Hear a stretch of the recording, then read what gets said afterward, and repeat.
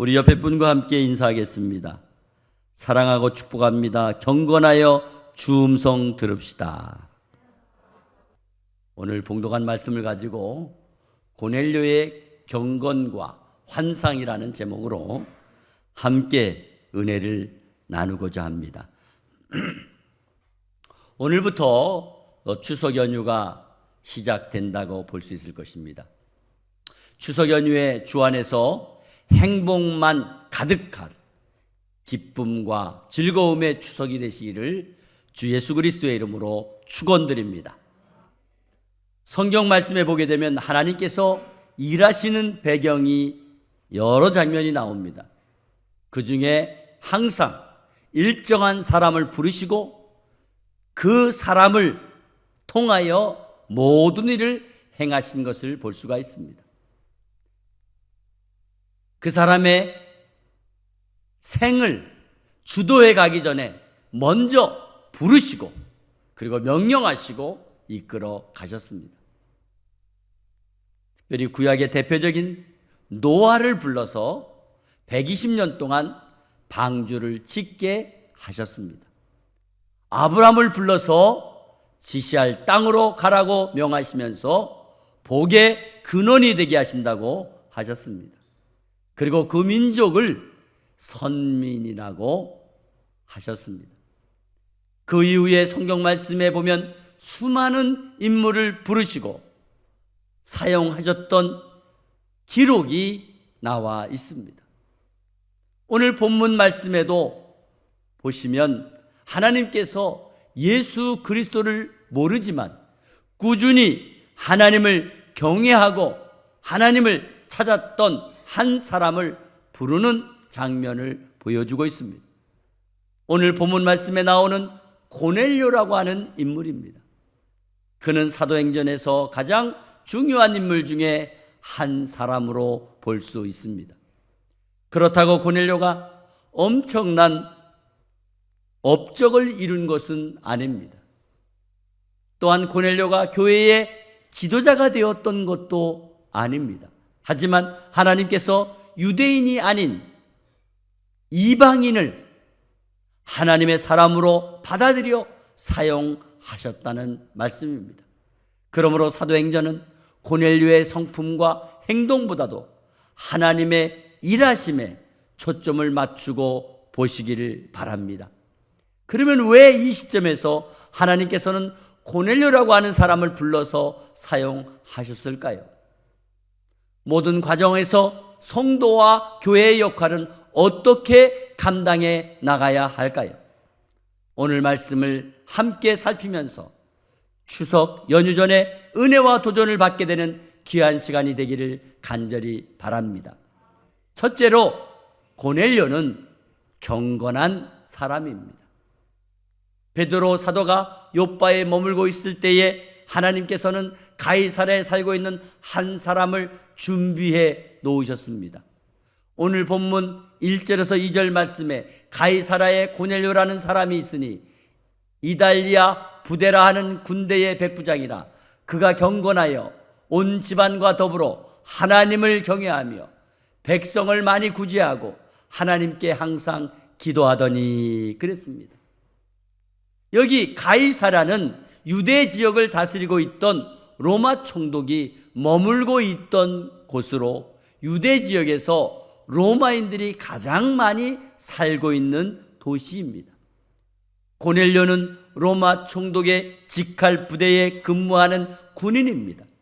그리고 고넬료라는 이름은 그 당시 아주 흔한 이름이라고 볼 수 있습니다. 로마 공화정 말기에 최고의 권력자였던 코넬리우스 슐라라는 사람은 자기 부족에 등록이 되어 있는 노예 1만 명을 해방시켜 주었습니다. 그때 그들 중 다수가 코넬리우스를 찬양하며 그의 이름을 자기들의 이름으로 사용했다고 합니다. 아마 고넬료도 그때 해방된 노예로서 로마 시민권을 갖게 된 사람이거니와 아니면 그의 후손이었을 확률이 크다고 합니다. 하지만 그는 이탈리아 부대, 즉 로마 군대의 백부장이었습니다. 당시 백부장은 약 100명의 군인을 통솔하는 초급 장교입니다. 로마의 장교로서 백부장은 대단한 주인은 아닙니다. 하지만 그가 가진 역할에 대해서 중요한 역할을 감당하는 충성된 군인이었습니다. 오늘 본문 1절에서 2절 말씀해 보게 되면 고넬료가 백부장이면서 동시에 경건한 사람이라고 소개하고 있습니다. 그 당시에 로마인은 유대교로 완전히 개종하는 것에 대해서 부담스러워했습니다.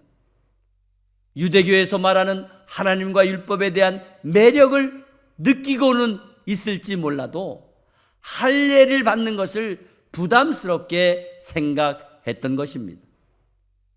당시 로마에는 대중 목욕탕이 굉장히 왕성했습니다. 그래서 로마의 그 유적지를 가보게 되면 집집마다 목욕시설이 잘 돼 있을 뿐 아니라 또 대중 목욕탕도 크게 되어 있던 유적지를 발견할 수가 있습니다. 이렇게 대중 목욕을 즐기는 유대인 로마인들에게는 할례가 매우 부담스럽게 여겼던 것입니다. 그렇기 때문에 할례를 받을 수 없기에 유대교로 개종하지는 않았지만 유대교에서 말하는 유일신론과 그들의 윤리적인 삶의 매력을 느꼈던 많은 사람들이 자신들만의 방법으로 하나님을 따르기 시작했던 것입니다. 사도행전은 그런 사람들을 하나님을 경외하는 사람이라고 부르고 있습니다. 이 사람들은 율법을 부분적으로 수용했으며 음식을 먹는 법과 안식일을 준수하는 관습은 어느 정도 꼼꼼히 지켜왔습니다. 또한 이방인 중에서 유대교에 관심을 가지고 있는 사람들 대부분이 중산층이거나 교육 수준이 높은 사람들이 많았습니다.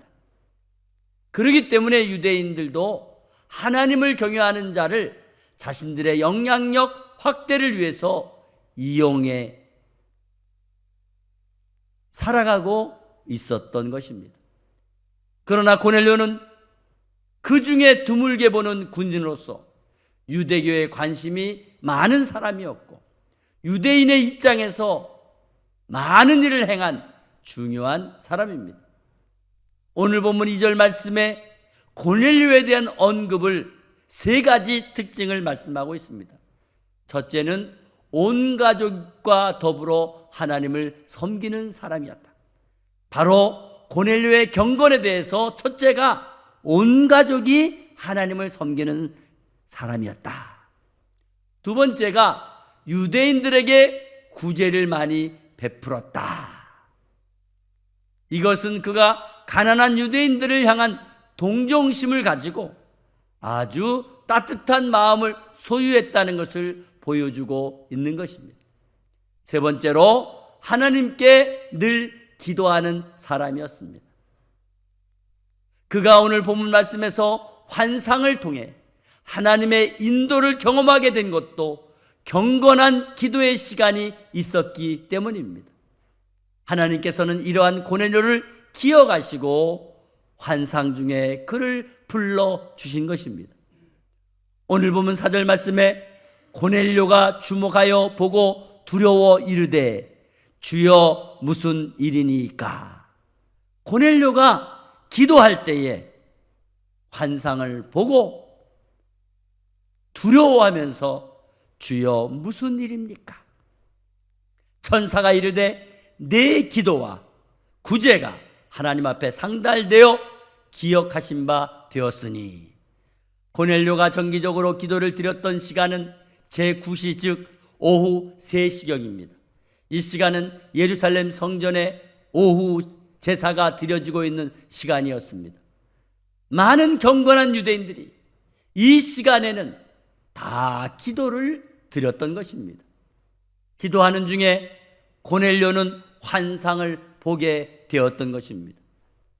그곳에서 자신을 부르는 천사를 목격하게 되었고, 그때의 천사의 말이 매우 충격적이었습니다. 내 기도와 구제가 하나님 앞에 상달되었다 하는 겁니다.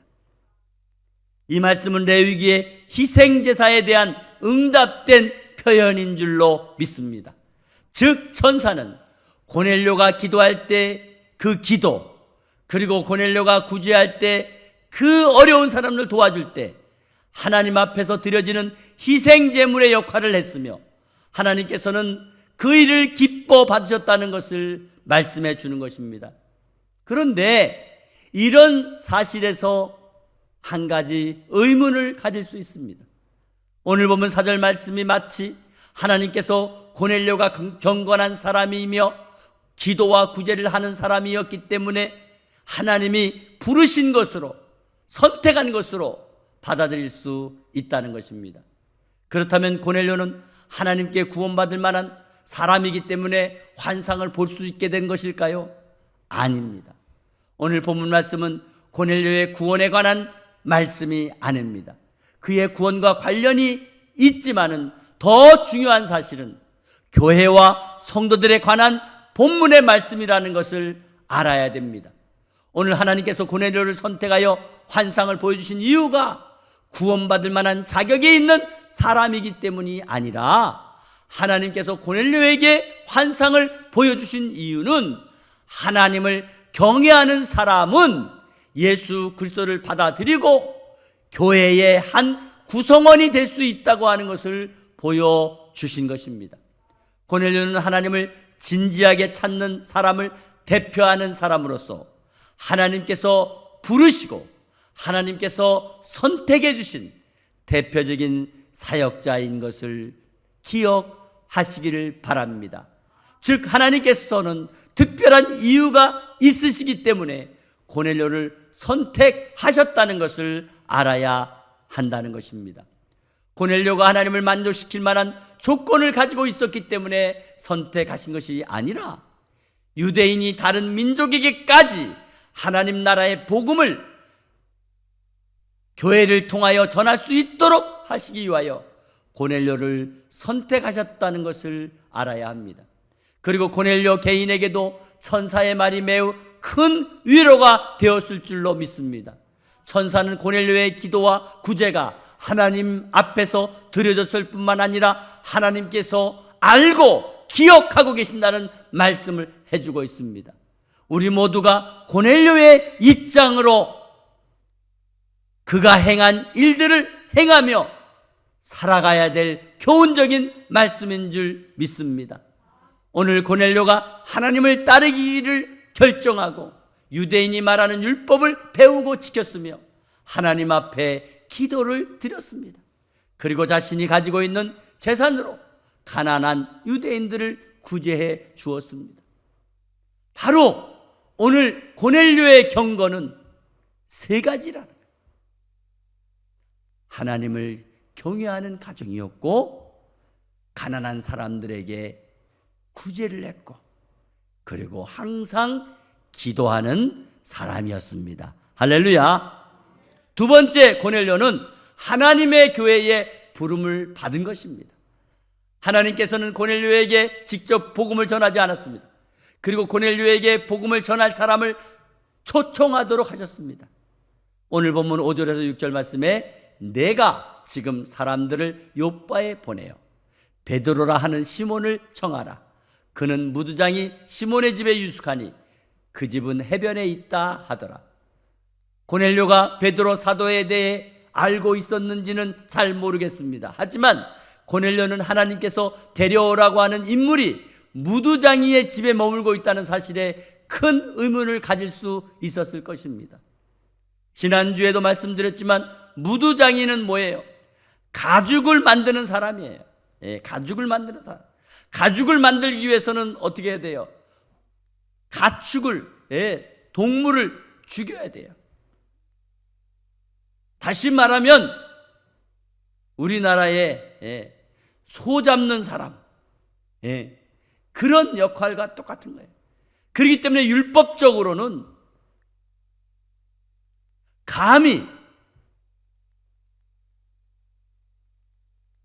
사도들과 함께 할 수 없는 그런 사람이에요. 왜냐하면 당시 교회 지도자로부터 확실히 천대받아 도시 안에서 살 수 없는 그런 무두장이의 집에 베드로가 머물고 있다는 거예요. 그런 사람을 쉽게 받아들이기가 어려웠을 것이라는 겁니다. 그렇지만 고넬료는 천사의 말에 무조건 순종하고 사람을 보내어 베드로를 초청하고 있습니다. 오늘 본문 7절에서 8절 말씀에 마침 말하던 천사가 떠남에 고넬료가 집안 하인 둘과 부하 가운데 경건한 사람 하나를 불러 이 일을 다 이루고 요바로 보내니라. 고넬료가 자기에게 일어난 사건을 단지 개인의 영역으로만 생각하지 않았고 자기를 따르고 있는 모든 사람의 일로 여겼다는 것을 알 수가 있습니다. 고넬료는 단지 심부름만 시켜도 될 사람들에게 자신에게 일어났던 일을, 영적인 일을, 신앙적인 일을 자세하게 알려주었다는 것을 알 수가 있습니다. 베드로를 초청하러 떠나는 이 세 사람은 아마 고넬료와 같이 하나님을 경외하는 사람들일 것입니다. 고넬료는 자기에게 일어난 사건을 자기 주변의 사람들과 함께 공유한 것으로 해석할 수가 있습니다. 고넬료는 살아계신 하나님을 알려고 힘썼고 알고 있는 것만큼 또 함께 나누었다는 것입니다. 또한 함께 하나님의 은혜를 누리며 살아가는 사람이었다는 것입니다. 이것이 중요합니다. 여러분, 우리가 나 혼자만 은혜 받아 기뻐하면 될까요? 나 혼자만 구원받아 천국 가면 될까요? 아닙니다. 우리는 기쁜 일, 복된 일, 은혜로운 일, 감사한 일 함께 공유하고 함께 나누어야 될 줄로 믿습니다. 특별히 이번 추석을 통해서 우리는 우리가 구원받아 기쁜 그 은혜를, 내가 받은 은혜, 내가 받은 복을, 내가 받은 기쁨, 이 모든 것을 함께 나누며 그리스도가 증거되는 그런 은혜가 있기를 주의 이름으로 축원합니다. 세 번째, 고넬료는 변화된 능력을 함께 경험했습니다. 오늘 본문 말씀에 나오는 고넬료는 사도행전에서 매우 중요한 사람입니다. 그러면 하나님께서는 왜 이 시점에서 고넬료를 선택하셔서 놀라운 일을 시행하고 있는 걸까요? 예수 그리스도의 교회와 지도자들의 생각과 마음이 충분히 변화되어 하나님께서 변화시킬 세상의 일에 참여하는 종의 역할을 감당할 수 있도록 하고 있다는 것입니다. 하나님께서는 분명히 자기의 생각과 자기의 마음을 고쳐먹는 사람을 사용하신다는 것입니다. 베드로 사도는 충분히 다른 집에 머물러 있을 수 있었습니다. 그렇지만 무두장이 시몬의 집에 머물러 있었다는 것입니다. 이것은 바로 교회 안에 가장 차별받을 수 있는 사람을 배려하고 있는 모습이라는 것입니다. 그리고 베드로가 얼마나 많은 부분에 변화가 되고 있는지를 보여주고 있는 것입니다. 그렇다면 베드로 사도는 어떻게 자기의 생각과 자기의 마음을 바꿀 수 있었습니까?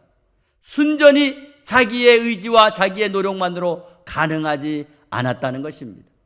물론 많은 사람 중에 자기의 노력과 자기의 의지로도 생각과 마음을 변화시키는, 그리고 달라지는 그런 사람이 혹 있습니다. 하지만 이러한 부류의 사람은 많지가 않습니다. 그럼에도 불구하고 성경 말씀에는 자기의 생각과 마음을 변화시켜 하나님의 종으로 쓰임받는 많은 사람들이 있었습니다. 어떻게 가능할 수 있습니까? 그들이 자기의 생각과 자기의 마음을 변화시킬 수 있었던 것은 하나님 말씀에 순종함으로 기대하고 임하시는 성령의 능력을 체험했기 때문인 줄로 믿습니다. 빌립 집사는 도망을 치면서도 자신을 불편해하는 사마리아 사람들에게 복음을 전했습니다. 그의 순종이 큰 결실이 되어 예루살렘 교회의 모든 사람들이 사마리아인도 예수 그리스도를 받아들일 수 있다는 것을 알게 되었고 그들이 성령을 받을 수 있게 했던 것입니다. 빌립 집사와 함께 놀라운 일을 경험했던 베드로 사도는 이제 예루살렘 안에만 머물러 있지 않았습니다. 밖으로 나가서 성령의 인도를 받아 더 넓게, 더 크게 사역을 감당할 수 있게 되었던 것입니다. 베드로 사도가 가는 곳에서 하나님께서 일하신 것입니다. 성도들의 변화가 목격될 수 있었던 것입니다. 베드로 사도는 시간이 지나면 지날수록 성도들을 차별 없이 대하는 교회의 지도자로 굳게 설 수 있었던 것입니다. 짧은 시간에 어떻게 그런 급격한 변화가 가능할 수 있었을까요? 빌립 집사를 통해 일하시는 성령의 능력을 체험했기 때문입니다.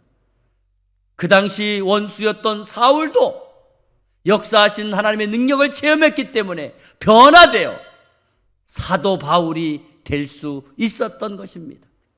그리스도인은 스스로 자기의 생각과 마음을 고쳐먹는 것이 아니라 경건의 시간을 통하여 기도와 그리고 봉사와 섬김을 통해서 자기 내면과 공동체 안에서 일하시는 성령의 능력을 발견함으로 변화되어지는 것을 믿으시기를 바랍니다.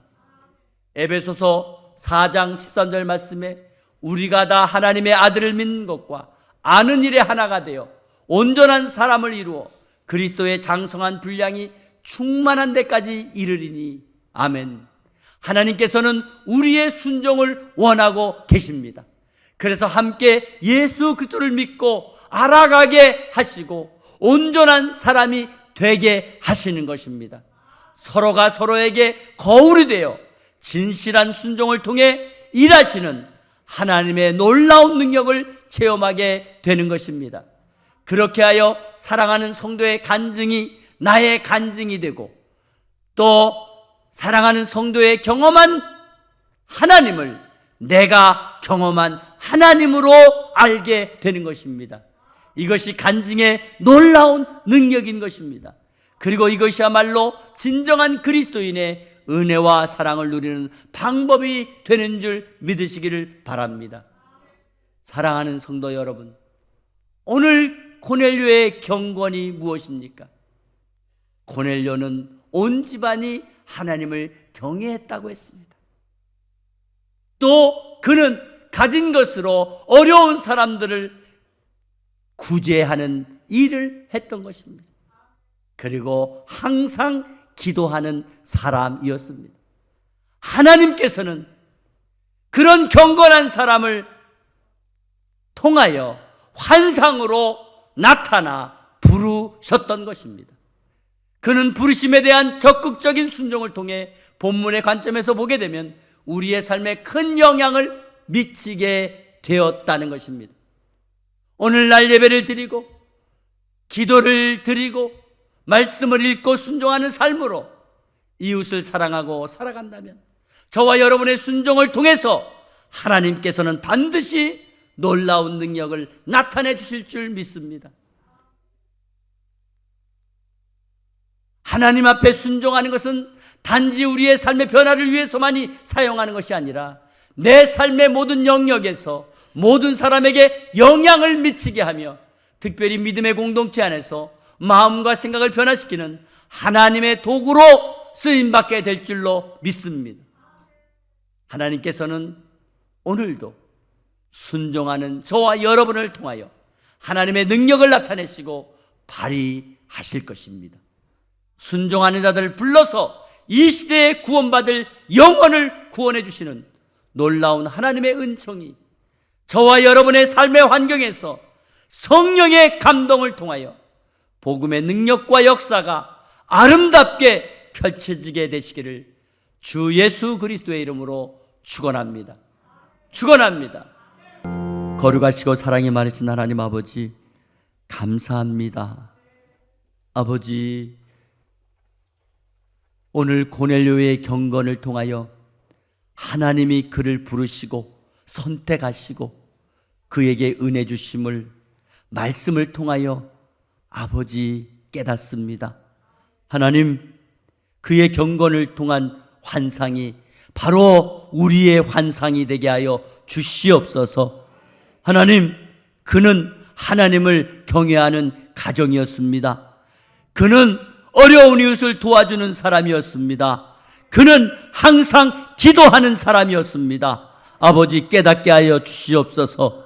그가 환상을 본 것은 그냥 본 것이 아닙니다. 경건을 통해 하나님이 그를 부르시고 선택하시고 축복해 주셨습니다.